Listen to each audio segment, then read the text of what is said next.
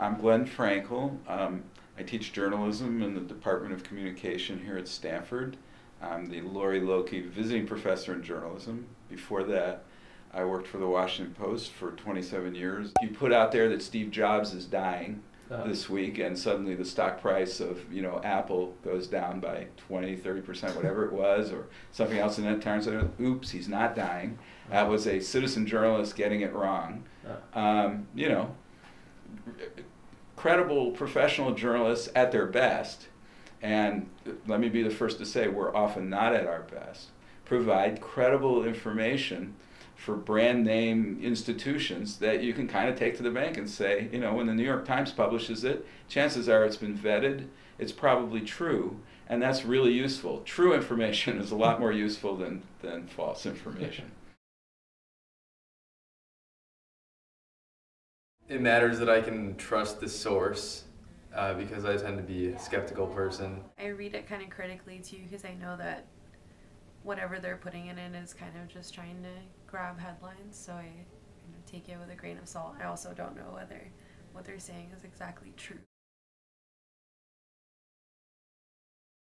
My name is Gabriel Sama. I'm originally from Mexico City. I've been living in the US for 10 years, and currently I'm a Journalism Knight Fellow here at Stanford. I don't know what the New York Times is going to publish tomorrow. I'm hoping that they're going to publish something that's going to be useful for my life, and I need to know, and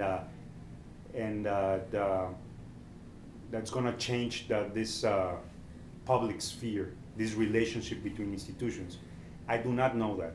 But I am willing to bet on them in the sense that because their news brand means something to me, means quality, and means that in the sense, I trust this brand, and I trust that this organization is doing something for the benefit of society at large.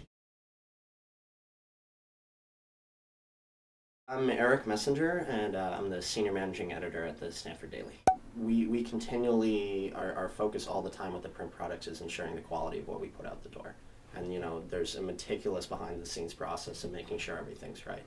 I think the web is naturally going to be a little bit more of an open playing field. In exchange for that uniqueness and that possible exclusiveness of what they can provide and what they're bringing to the table, I think there will have to be some trade-offs in terms of the quality of their presentation. As editors is to contextualize anything that we would put out that's a contribution like that.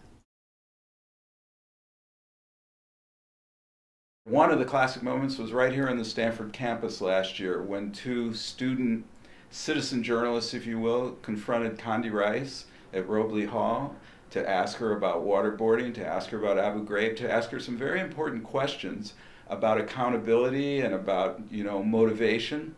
But how did they know to ask about waterboarding and Abu Ghraib? How did they even know the terms? They knew the terms because people like Dana Priest and Jane Mayer had been out there doing the reporting.